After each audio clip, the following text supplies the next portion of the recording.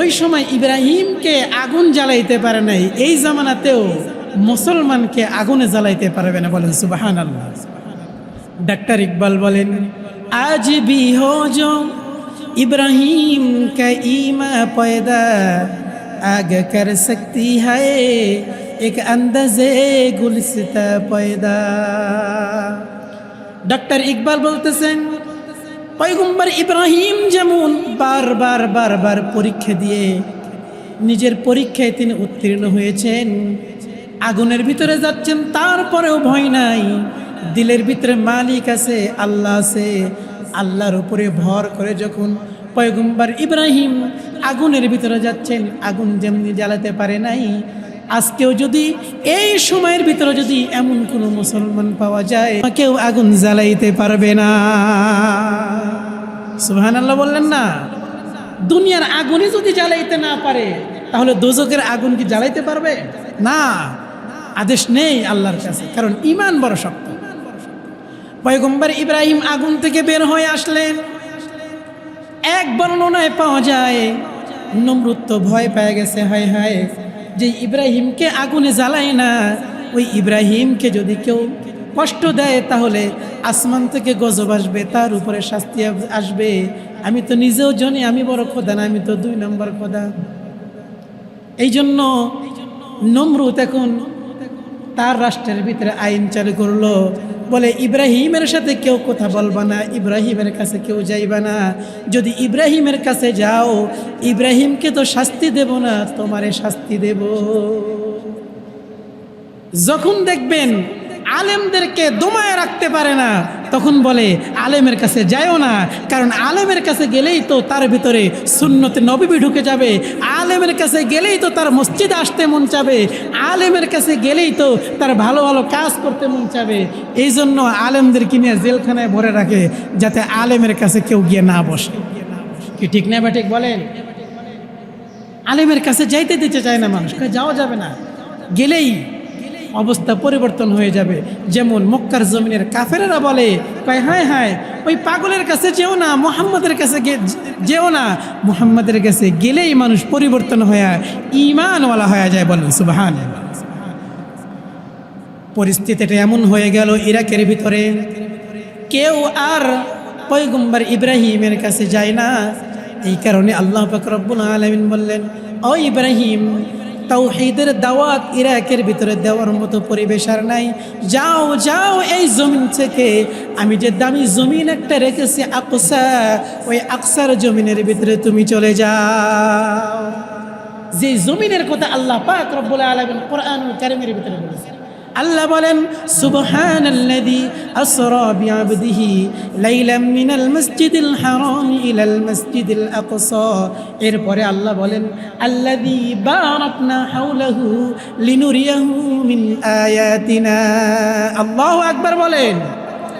আল্লাহ বলতেছেন, ও পয়গম্বর ইব্রাহিম, যেই জমিনটাকে আমি বরকতপূর্ণ বানাইছি, যেই জমিনের ভিতরে লক্ষ লক্ষ নবীকে আমি আল্লাহ রাব্বুল আলামিন আনবো, যত নবী দুনিয়া আসছে সব নবীগুলোকে আমি এই বরকতপূর্ণ জমিনের ভিতরে পা রাখছি। ও নবী, আপনার আর ইরাকের ভিতরে থাকার দরকার নাই, আপনি সরা বাইতুল মুকদ্দাস অর্থাৎ ফিলিস্তিনের জমিনের ভিতরে আপনি চলে যান। এক বর্ণনায় পাওয়া যায়, কিতাবের ভিতরে আসছে যে এই ঘটনা দেখে নমরুদের মেয়ে যেটা খুব রূপসী ছিল, সে বলে, বাবা তুমি আমারে রাখতে পারবা না, আমি ইব্রাহিমের সাথে বিবাহ বন্ধনে আবদ্ধ হয়ে ইব্রাহিমের সাথে চলে যাব। বলে সুবহানাল্লাহ। নমরুদের মেয়ে কয়, বর্ণনা এসেছে যে সারা বিবি তিনি নমরুদের মেয়ে। আর এক বর্ণনায় পাওয়া যায় না না, নমরুদের মেয়ে নয়। যখন ইরাকের ভিতরে ইসলাম প্রচার করার মতো কোনো অবস্থা নেই, পয়গম্বর ইব্রাহিম হাঁটতে হাঁটতে যাচ্ছেন, হঠাৎ করে তিনি দেখতে পাইলেন এক জায়গার ভিতরে অনেক যুবক সুন্দর সুন্দর পোশাক পরিহিত অবস্থায় দাঁড়ায় আছে। পয়গম্বর ইব্রাহিম কয়, এই লোকেরা, তোমরা এই স্থানের ভিতরে এত সুন্দর সুন্দর জামা পরিধান করে, এত সাজুগুজু করে এই জায়গার ভিতরে তোমরা কেন একত্রিত হয়ে আসো? পয়গম্বর ইব্রাহিম রাস্তা দিয়ে যাচ্ছেন, তো রাস্তার ভিতরে দেখলেন এক এলাকার ভিতরে এক রাজার বাড়ির সামনে বিশাল ধুমধাম করে অনেক মানুষ দাঁড়ায় আছে, সকলেই বরের সাজে সুসজ্জিত, বর হয়ে দাঁড়ায় আছে। পয়গম্বর ইব্রাহিম কয়, আমি তো মুসাফির, এইখানে কোনো খাবারের ব্যবস্থা আছে নাকি? লোকেরা কয়, না না, এখানে কোনো খাবারের ব্যবস্থা নাই। তাহলে তোমরা কি জন্য দাঁড়াইছো? কয়, আমরা দাঁড়াইছি আজকে এতগুলো মানুষকে তোমরা দেখতে পাও, এক একটা ধনীর দুলাল, এক একটা রাজার সন্তান, রাজপুত্ররা এসেছে। এই যে যতগুলো মানুষকে তোমরা দেখতে পাচ্ছ সবগুলো মানুষ হলো বর। কয়, এতগুলো বর হইলে কন্যা বুঝি অনেকজন? কয়, না না, কন্যা মাত্র একটা, ওর নাম হলো সারা বিবি। এই দেশের যে বাদশা, ওই বাদশার মেয়ে বলেছে এই এলাকার ভিতরে যত সুন্দর সুন্দর যুবক আছে, ওই যুবকদের ভিতরে যাকে আমি পছন্দ করবো বাবা, ওর সাথেই আমাকে বিবাহ বন্ধন দিয়ে দিবা। এই সবগুলো হলো জামাই গ্রুপ অফ ইন্ডাস্ট্রিজ লিমিটেড, সব জামাই হয়ে আসছে। বিয়ে করবে একজন মাত্র মেয়েকে, তার নাম হলো সারা। লোকেরা যখন এই কথা পয়গম্বর ইব্রাহিমকে বলল, পয়গম্বর ইব্রাহিম আল্লাহকে ডেকে বলে, আল্লাহ, একা একা আর থাকতে মন চায় না, তুমি যদি অনুমতি দাও তাহলে এই জামাই গ্রুপের সাথে আমিও শামিল হয়ে যাব। আল্লাহ পাক রব্বুল আলামিন ডেকে বলেন, পয়গম্বর ইব্রাহিম, এই জন্যই তো এই রাস্তা দিয়ে তোমারে নিয়ে আসছি, দাঁড়ায় যাও, আমি আল্লাহ পাক রব্বুল আলামিন তোমার সাথে রয়েছি। বলেন সুবহানাল্লাহ। আল্লাহর পক্ষ থেকে অনুমতি প্রাপ্ত হয়ে এখন সমবেত যুবকদেরকে বলতেছে, আমিও তোমাদের সাথে এই জামাই গ্রুপের ভিতরে অন্তর্ভুক্ত হয়ে গেল। লোকের এটা কেবল, আই মিয়া, জামা কাপড় ভালো না, পোশাক পরিচ্ছদ ভালো না, বিয়ে করতে আসছো, উট আনো নাই, ঘোড়া আনো নাই, পালকি আনো নাই, যদি বিবাহ বন্ধন হয় তাহলে স্ত্রী লয়া কেমনে যাইবা? একজন আবার বলে, তোমারে এইখানে দাঁড়াইতে দেব না, ধাক্কায় পয়গম্বর ইব্রাহিমকে বের করে দেয়। কিন্তু এর ভিতরে কিছু মানুষ আছে, কয়, পয়গম্বর ইব্রাহিমকে কেন বের করে দাও? দেখ না, তোর নাকটা বসা, তোরে সুন্দর দেখানো যায় না, কিন্তু পয়গম্বর ইব্রাহিমের দিকে তাকায় দেখ, যেন নূর পয়গম্বর ইব্রাহিমের চেহারা থেকে বের হইতেছে। আরো জোরে বলেন সুবহানাল্লাহ। তার কারণ আল্লাহ পাক রব্বুল আলামিন দুনিয়াতে যত পয়গম্বর পাঠাইছেন, সব পয়গম্বরকে ওই যুগের সেরা সুন্দর করে আল্লাহ পাঠাইছেন। বাবা আদম তার যুগের সেরা সুন্দর, হযরত নূহ আলাইহিস সালাতু ওয়াস সালাম তার যুগের সেরা সুন্দর, পয়গম্বর দাউদ আলাইহিস সালাতু ওয়াস সালাম তার যুগের সেরা সুন্দর, পয়গম্বর ইব্রাহিম আলাইহিস সালাতু ওয়াস সালাম তার যুগের সেরা সুন্দর। কিন্তু তোমার আমার নবী মুহাম্মদুর রাসূলুল্লাহ সাল্লাল্লাহু আলাইহি ওয়াসাল্লামের সৌন্দর্য এত বেশি ছিল, এত বেশি ছিল, কয় আসমানের উপরে জমিনের নিচে এমন সুন্দর মানুষ আল্লাহ পৃথিবীতে আর কখনো বানায় নাই। সুবহানাল্লাহ। আমার আপনার নবীর সৌন্দর্য কেমন? আল্লাহ পাক রব্বুল আলামিন বলেন, আমি যে জান্নাতটাকে সুন্দর করে বানাইলাম, এই জান্নাতের চাইতেও দুনিয়ায় এই জান্নাতের চাইতে সুন্দর কোনো জিনিস নেই। কিন্তু আমার নবীর সৌন্দর্যের কাছে এমন হাজারো জান্নাতের কোনো মূল্য আমার কাছে না। এই জন্য প্রত্যেকটা নবী তার যুগের সবচাইতে সেরা সুন্দর ছিল। একজন পাশ থেকে বলে, দূর মিয়া, তোর এত সুন্দর দেখা যায় না, তাকায় দেখ পয়গম্বর ইব্রাহিমের চেহারাটা কত সুন্দর, পয়গম্বর ইব্রাহিমকে কত সুন্দর দেখা যায়। পয়গম্বর ইব্রাহিম সমবেত যুবকদের সাথে দাঁড়ায় গেলেন। এদিক দিয়ে সারা বিবি নিজের বান্ধবীদেরকে ডেকে বলতেছেন, বান্ধবীরা রে, দে আমায় সাজায় দে, আজকে সুন্দর করে সাজায় দে, যত দামি দামি অলংকার আছে সব আমারে পরায় দে, যত উত্তম উত্তম কাপড় আছে সবগুলো আমারে পরায় দে। আমার মন বলে, আমি প্রত্যেক রাতে যেই রাজপুত্রকে স্বপ্নে দেখি, যেই মানুষটাকে স্বপ্নে দেখি, আমার স্বপ্ন দেখে রাজপুরুষ বুঝে আজকে আমার দরজায় দাঁড়ায় আছে। আল্লাহু আকবার বলে। হযরত সারা বিবি কিতাবের ভিতরে এসেছে, সারা বিবি সুন্দর করে সাজুগুজু করে যখন আসলেন, উঁচু জায়গার উপরে দাঁড়ায় দাঁড়ায় সমবেত যুবকদের দিকে তাকায় আছে। হঠাৎ করে তাকিয়ে দেখেন এক কর্নার থেকে রাত্রের ভিতরে স্বপ্ন দেখা যেই চেহারাটা এক কোনায় থেকে নূরের আলো দিয়া ঝলক মেরে উঠেছে, সারা বিবি আর দেরি করে নাই, দৌড়াইয়ে গিয়া পয়গম্বর ইব্রাহিমের সামনে দাঁড়ায় বলে, আনতা ইব্রাহিম, তুমি কি ইব্রাহিম? পয়গম্বর ইব্রাহিম কয়, হ্যাঁ আমি ইব্রাহিম। কয়, বন্ধু গো, কতদিন তোমার স্বপ্ন দেখলাম, তোমার এই চেহারাটা আমি ভোলার নয়। পয়গম্বর ইব্রাহিমের হাত ধইরা রাজার দরবারে এসে বলে, বাবা, যেই পুরুষটাকে আমি ছোটবেলা থেকে স্বপ্ন দেখি, এই পুরুষ আর কেউ নয়, এইটা হলো পয়গম্বর ইব্রাহিম। পয়গম্বর ইব্রাহিমকে যখন নিয়ে আসছে বাবার কাছে, বাবা বিবাহ পড়ায় দিয়া বলে, এখানে ঘর জামাই থাকো, রাজত্ব তোমার। পয়গম্বর ইব্রাহিম কয়, আমরা নবী, নবী কোনোদিন ঘর জামাই থাকে না। বাড়ি আমার ইরাক, যাব আমি আকসায়, যদি মেয়েকে দিতে চান তাহলে আমার সাথে দিতে হবে। সারা বিবি কয়, এতদিন হলো স্বপ্নে তোমারে দেখলাম, তোমারে সারার মানুষ আমি নয়, তুমি যেখানে যাইবে আমিও সেখানে যাব, রাজত্বের কোনো দরকার নাই। ও পয়গম্বর ইব্রাহিম, তুমি যেথায় যাইবা আমিও সেথায় যাব, তুমি যেথায় ঘুমাইবা আমি সেথায় ঘুমাইব, যেথায় বসবাস করবা সেথায় আমি সারা বিবি বসবাস করব।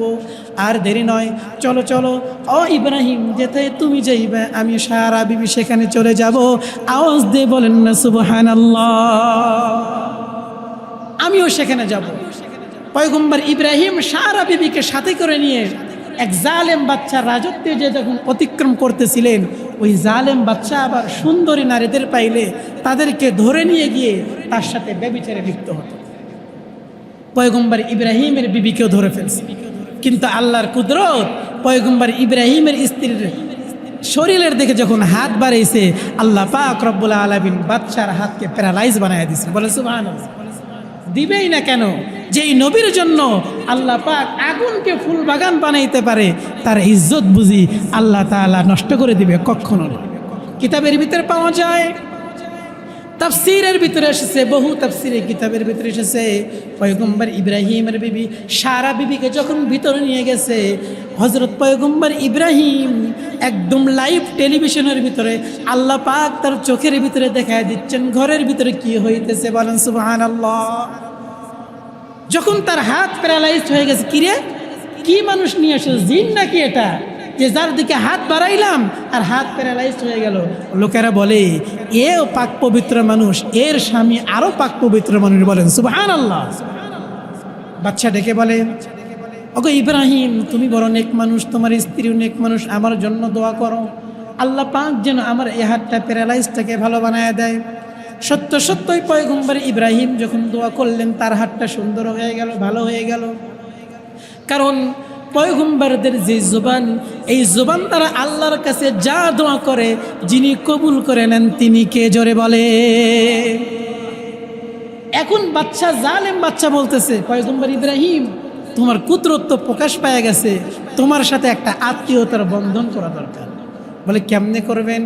কয়, আমার ঘরের ভিতরে সুন্দর একটা মেয়ে আছে, আমার মেয়ের নাম হলো হাজার, যাকে হাদিসের কিতাবের ভিতরে হাজার বলা হয়েছে, আর ইতিহাসের কিতাবের ভিতরে বলা হয় বিবি হাজরা। ওইটা জালেম বাচ্চার মেয়ে। বলে, পয়গম্বর ইব্রাহিম, তোমাকে আমার কন্যাটা হাদিয়া দিতে চাই। পয়গম্বর ইব্রাহিম কয়, আমার শরীয়তের ভিতরে কোনো হাদিয়া নাই, যদি দাও তাহলে বিবাহ পড়ায় দাও। সত্য সত্যই বিবি হাজরাকে পয়গম্বর ইব্রাহিমের সাথে বিয়ে পড়া দেওয়া হলো। এখন বলেন তো, স্ত্রী কয়জন? জোরে বলেন, স্ত্রী কয়জন? দুই স্ত্রীকে সাথে করে নিয়ে পয়গম্বর ইব্রাহিম বাইতুল মাকদাসে চলে আসলেন, ফিলিস্তিনের জমিনে চলে আসলেন। কিন্তু আল্লাহ পাক রব্বুল আলামিনের উদ্দেশ্য তো ভিন্ন। আল্লাহ পাক মক্কার জমিনের ভিতরে আল্লাহর সর্বপ্রথম তৈরিকৃত যে ঘর বাইতুল্লাহ, এটাকে আল্লাহ পুনর্নির্মাণ করবেন, এই জন্য হাজেরাকে আগে সন্তান দান করেছেন। বলেন সুবহানাল্লাহ। আল্লাহ পাক রব্বুল আলামিনের কাছে যখন পয়গম্বর ইব্রাহিম দোয়া করতেছেন, আল্লাহ আমাকে একজন নেক সন্তান দান করেন, আল্লাহ বলেন, ফাবাশশারনাহু বিগুলামিন হালিম, ও ইব্রাহিম যাও, আমি তোমাকে একজন ধৈর্যশীল সন্তান দান করলাম। বলেন সুবহানাল্লাহ। দিয়ে দিলাম সন্তান। এখন যদি প্রথম স্ত্রীর গর্ভে যদি সন্তান না হয়, দ্বিতীয় বিবির গর্ভে যদি সন্তান হয়, তাহলে প্রথম বিবি খুশি না নারাজ? জোরে বলেন, খুশি না নারাজ? মাঝে মাঝে এখন ঝগড়া বিবাদ তৈরি হচ্ছে, তার কারণ ঝগড়া বিবাদ যিনি তৈরি করতেছেন তিনি কে? জোরে বলেন, তিনি কে? তার কারণ বাইতুল্লাহ নির্মাণ করতে হবে, মসজিদে আকসাও নির্মাণ করতে হবে। বিবি হাজেরা আর ইসমাইলের মাধ্যমে আল্লাহ বাইতুল্লাহ নির্মাণ করবেন। আর এই বিবি হাজেরার বিবি সারার ঘরে ইসহাককে দিয়ে আল্লাহ পাক রব্বুল আলামিন বাইতুল মাকদাস নির্মাণ করবেন। বলেন সুবহানাল্লাহ। ঝগড়া লেগে গেছে। আবার সন্তান এমন বয়স হয়েছে, 80 বছর বয়স যখন পয়গম্বর ইব্রাহিমের, একটাই দুইটা বছর না, 80 বছর। আমাদের দেশে কি 80 বছরের মানুষের বাচ্চা হয়? ওই বুড়া মানুষের কি আর বাচ্চা জন্ম দেওয়ার মতো শক্তি থাকে? অথচ পয়গম্বর ইব্রাহিম 80 বছর বয়সে ওনার সন্তান হয়েছে। এই সন্তানের প্রতি মায়া বেশি না কম? কিন্তু এই দিলের ভিতরে আল্লাহ বলেন, আমার মহাব্বত ছাড়া দুনিয়ার কোনো মহাব্বত যদি আমার খলিলের দিলের ভিতরে আসে তাহলে আমি আল্লাহ বরদাস্ত করতে পারি না। ও ইব্রাহিম, সন্তানের মায়া বুঝি বেশি হয়ে গেছে, তাহলে কি কাজ করো, বিবি হাজেরাকে আর ইসমাইলকে নাও আর মরুভূমির ভিতরে তাদেরকে রেখে আসো। আল্লাহ পাক রব্বুল আলামিন আদেশ করলেন, ও পয়গম্বর ইব্রাহিম, যাও যাও, চলে যাও, তোমার স্ত্রীকে আর সন্তানকে মক্কার জমিনের ভিতরে রেখে আসো। সত্য সত্যই পয়গম্বর ইব্রাহিম তার বিবি হাজেরকে এবং ইসমাইলকে মরুভূমির ভিতরে রেখে 1 মশক পানি আর কয়েকটা খেজুর দিয়ে পয়গম্বর ইব্রাহিম ফিরে আসতেছেন। ফিরে যখন আসতেছেন, পয়গম্বর ইব্রাহিম কথা বলেন না, কিন্তু বিবি হাজেরা তো নবীর স্ত্রী, ডেকে বলতেছেন, ওগো পয়গম্বর, আমাদেরকে এই মরুভূমির ভিতরে রেখে কোথায় চলে যাচ্ছেন? পয়গম্বর ইব্রাহিম কথা বলে না। পয়গম্বর ইব্রাহিমের পিছে পিছে বিবি হাজেরা যায় আর বলে, আমরা কি খেয়ে এখানে বাঁচবো?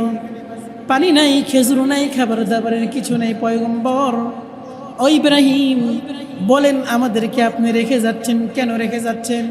পয়গম্বর ইব্রাহিম কোনো কথা বলে না।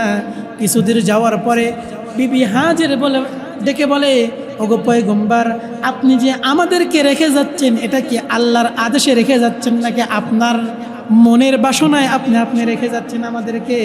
পয়গম্বর ইব্রাহিম কোনো কথা বলে না। বিবি হাজের ডেকে বলেন, আল্লাহ যদি আমাদেরকে এই জায়গা আপনাকে রাখার কথা বলে তাহলে আমাদের কোনো সমস্যা নাই। ও পয়গম্বর, বলুন আমাদেরকে কে এখানে রাখার কথা বলতেছে, আপনি নাকি আল্লাহ?